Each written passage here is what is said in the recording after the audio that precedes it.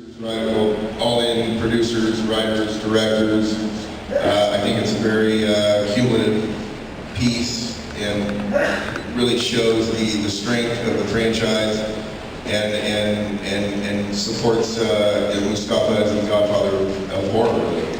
So I'm the senior VP of production and development with Trancas. I look forward to a strong future there, and I hope you guys will look forward to the next franchise piece, if you will.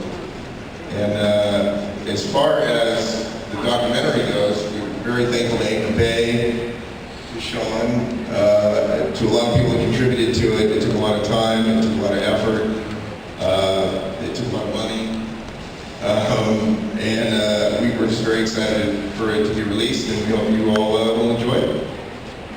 Thank you.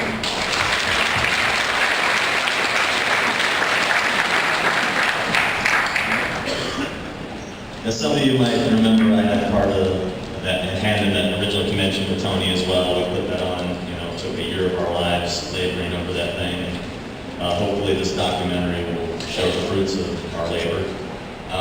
But on a side note, something of mine that I'd like to announce is some of you might know I write for the Horror Channel. I don't know if any of you guys follow that site. But I do a thing called, a couple people. I do an article called Horror's Hall of Crowns, which has gained a lot of momentum and popularity, and it's our first original program, and we filmed the first episode on, of course, the best horror film of all time, Halloween. And we are going to be featuring that first episode as a bonus feature on the 25 Years of Terror DVD, and so hope you guys enjoy it. More to come in the future.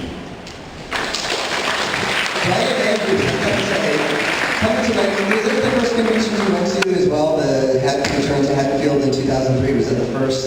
Was that your first convention that you went to? Hello. Hi, everyone. Yeah, pretty much. What'd you think? Was it a 2 or 3 day convention? I don't recall. 2. It was like a big summer camp. It really, who here did actually go to that convention though? I got to know so many people, and I really got to, it just felt, because you can see the same people all day, and I think we were all pretty shocked when Heather, was going to be on Halloween night, because we all knew her, she was just singing there. By the way, Heather, are you here? Yay! Heather, come on up. This is the winner of Halloween night. Come on up, just come on up. This is who won. This is Heather, on the stage, come on the stage. Heather's going to be in Halloween night, so let's give her a big round of applause. Heather was the winner that was in that clip. I want to see it already. The clip up there when you showed the winner? Yeah, that was I already know her her on there. Oh my God. We won't ask you to reenact that. Okay, Brian, go ahead. We got to know each other so well that sometime before Heather, once she walked up to me and said, "Would you sign my leg?" And if you notice on the DVD, you'll see ink on her leg, which I just saw. Oh, look, there's my signature. So Paul called me, I guess maybe 6-8 months before the event actually happened. And I'm all, yeah, sure, you guys are really going to put something together. Because I'd never been to one of these. No one ever calls me and says, "Hey, would you like to come to a convention?" When I got there, I would say it was one of the best experiences of my life, getting to really meet the fans, which I've never really done before. And getting to spend the time and getting to know them, and after the convention was over, going out for coffee with them, seeing them at the movie theaters, signing their autographs, seeing how much it touched their lives.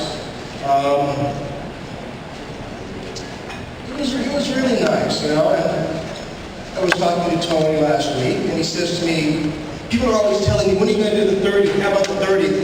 And he says, "Brian, I've been doing Halloween for like the last year or two. I'm really just overwhelmed with it." And I go, "This is a problem?"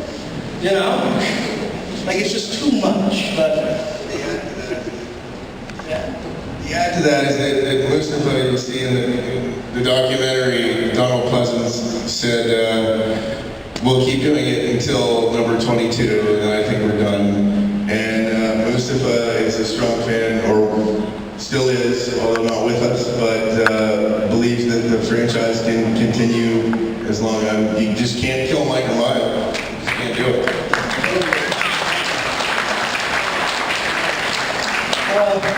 Just for a little film trivia, I believe I only worked 4 days on the movie itself. And you gotta remember, I was very young, probably 12, because I was so young, I was only allowed to work 8 hours a day, and 3 of those hours had to be spent in school. So I worked maybe 20 hours on that movie.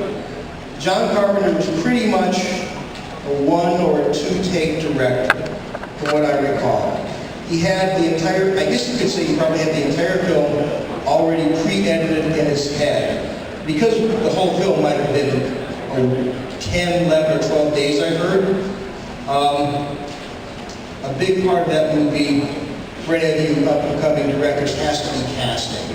Getting the right people that you know are not gonna, getting the right people for the part. And I hope to see some of the films that you up-and-coming directors do eventually. And I want to thank all of you for coming, and if there's any questions, I'll speak out. Yeah. 11 o'clock, yeah. I have no idea. I think The question was, how old was Jamie Lee Curtis, right? I really have no. I believe that was her first film. Yeah. Hey, Cliff, tell us about Halloween 2. Tell us about Halloween 2. Yeah, did you tell us a little bit about the making? How'd you get the part in Halloween 2? How'd I get the part in Halloween 2? Rick Rosenthal, the director, had made a student film. He was a student at the American Film Institute. And for his graduation film, he made a 2-character film called Moonface.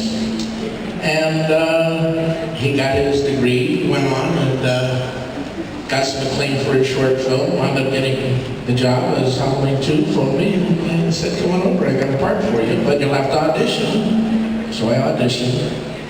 The assistant casting director at that time was Nancy Jacoby, who, her husband was the fellow that had Jacoby and Mars, the attorney firm you always see advertised on television. Strange that the partner's name was Myers, isn't it?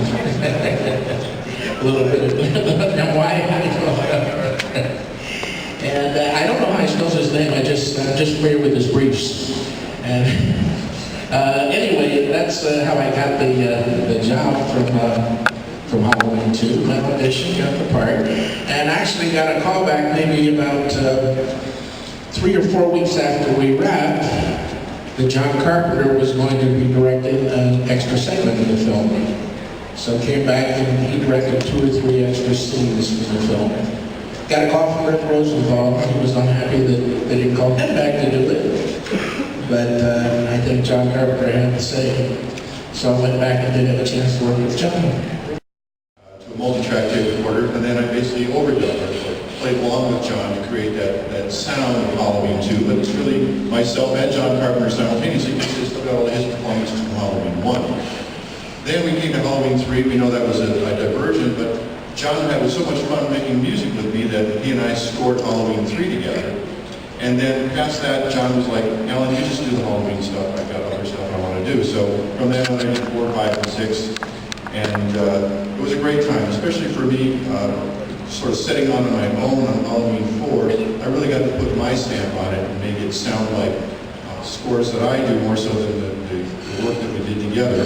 So that was my first departure, and then I was on my own from there on. So I still inherit the Halloween theme. That's classic. It's part of film history, really.